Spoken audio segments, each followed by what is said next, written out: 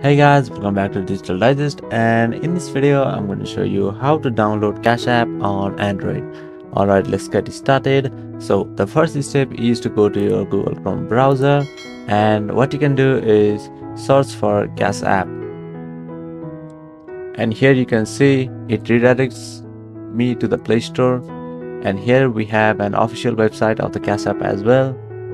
So here you can see on this website you have the option to free download. So now let's remove this ad, and here we have an option to start download. Click over here and your Cash App will be downloaded. This is the method that I use because Cash App is not available in my region. However, if you are in a region such as United States, United Kingdom, you will be able to download Cash App through the Play Store. So what I suggest you to do is go to your Play Store application and search for Cash App, and you'll be able to download Cash App from there as well. Thank you for watching this video, and I'll see you on the next one. Also, don't forget to subscribe to our channel for more videos like this.